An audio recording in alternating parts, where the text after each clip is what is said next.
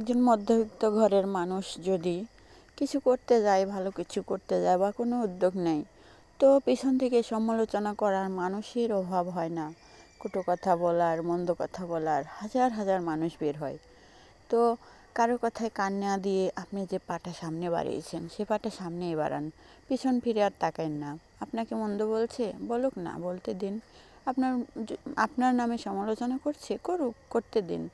আপনার বিরুদ্ধে মানুষের কাছে গীবত গাইছে, গাইতে দিন না।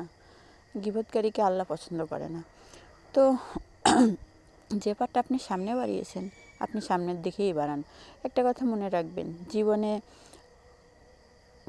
চলার পথে অনেক বাধা আসবে, কিন্তু সব বাধা পেরিয়ে সামনের দিকেই আগাইতে হবে। মনে রাখবেন, সময়ের চাকা ঘুরতে সময় লাগে না। সময়ের চাকা একদিন ঠিক ঘুরে যাবে।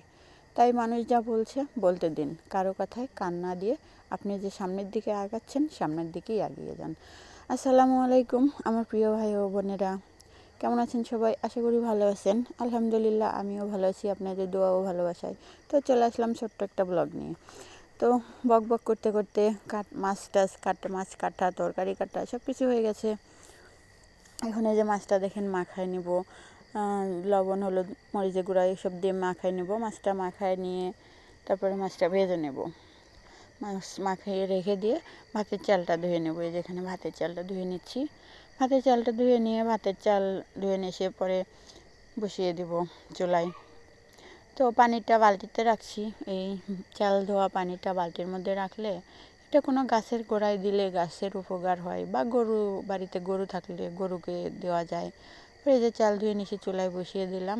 তারপরে এই যে মাছ ভাজার জন্য তাওয়াটা চুলায় বসিয়ে দিছি, জাল ধরিয়ে দিছি। তাওয়াটা গরম হয়ে গেছে, তেল দিয়ে দিলাম। তেলটা গরম হলে এই যে মাছ দিয়ে দিব। মাছটা ভেজে নিয়ে সুন্দর করে ভেজে নেব। আর আজকে তেলাপিয়া মাছ দিয়ে, আজকে বাজার থেকে তেলাপিয়া মাছ আনা হয়েছে, সামান্য কিছু, বেশি না। গরিব মানুষ, অত বেশি কেনার মতো সামর্থ্য থাকে না। সাধ্যের মধ্যে যতটুকু কোলায় ততটুকুই কেনা হয়। আর গ্রামে টাটকা টাটকা বেশি করে কিনে ফ্রিজে রাখা মাছ ভালো লাগে না। আর গ্রামে পাওয়া যায় সব সময়, তো এই জন্যে টাটকা টাটকাই কিনে খাওয়া হয় আর কি। তো তেলাপিয়া মাছ দিয়ে, ফুলকপি দিয়ে, মূলা দিয়ে, বেগুন দিয়ে ঝোল করব। তো এখানে দেখেন মাছ ভাজা হয়ে গেছে। পেঁয়াজ মরিচ কড়াই দিয়ে ভেজে নিচ্ছি। পেঁয়াজ মরিচ ভেজে নিয়ে এখানে মশলা দিয়ে দিব। মশলা টশলা দিয়ে তারপরে দেখেন মশলা, লবণ, আদা বাটা, রসুন বাটা, তারপরে লবণ, হলুদ, পরিমাণ মতো যা লাগে সব কিছু দিয়ে দেবো। আসলে ভাইয়ারা আপুরা কিছু মনে করবেন না, এটা আমি কোনো রেসিপি শেয়ার করছি না, বাট আমরা যা রান্না করি আর কি, আমাদের প্রতিদিনের খাবার, নিত্যদিনের যে খাবারগুলো রান্না করি, যে কাজগুলো করি আর কি, সেগুলোই আপনাদের সঙ্গে একটু শেয়ার করি। এগুলোই আমাদের খাবার, গরিবের খাবার। এই শীতকালীন সবজি এখন সিম, টমেটো, কফি, মূলা, এগুলোই শীতকালীন সবজি। এগুলাই আর শীতকালে বেশি বেশি পাওয়া যায়। এগুলাই গ্রামের মানুষ সবসময় এগুলাই খাওয়া হয়। তো এই যে তরকারিতে ঝাল, লবণ, হলুদ সব কিছু দিয়ে নিছি পরিমাণ মতো। একটু মশলাটা কষিয়ে নেব, তারপরে এখানে যে কাটে রাখা তরকারিটা সেটা দিয়ে দেবো। তো আমার ভাই ও বোনেরা কোথা থেকে আমার ভিডিওটা দেখছেন, লাইক, কমেন্ট, শেয়ার করবেন। কমেন্টে জানাবেন কোথা থেকে দেখছেন, কে কোথা থেকে দেখছেন। আপনারা কমেন্ট যদি না করেন কী করে বুঝবো কে কোথা থেকে দেখছেন, আমার ভিডিওটা কত দূর পর্যন্ত পৌঁছাইছে, কার কাছে পৌঁছাইছে, ভাইয়া না আপু, একটু কমেন্ট করে জানিয়ে দিবেন, একটু লাইক করবেন। আর আমার চ্যানেলটা সাবস্ক্রাইব করে আমার চ্যানেলের পাশে থাকবেন। নতুন চ্যানেল খুলছি, আপনারা যদি সাপোর্ট না করেন সামনের দিকটা আগাইতে পারবো না। তো এই যে দেখেন কথা বলতে বলতে আমার তরকারিটা হয়ে গেছে। এই যে আমার তরকারির ফাইনাল লুক। ফুলকপিগুলো অনেক সুন্দর দেখা যাচ্ছে। শীতকালীন সবজি অনেক ভালোই লাগে। দেখেন ধুমো বের হচ্ছে তরকারি দিয়ে, মাত্র নামিয়েছি। তো ফুলকপি, বেগুন, মূলা, আলু এগুলো আর বেশি। আর তারপরে এই যে দেখেন যে পাতাটা, কচুর পাতাটা আর চাল কুমড়া পাতাটা একটু ভর্তা বানাবো।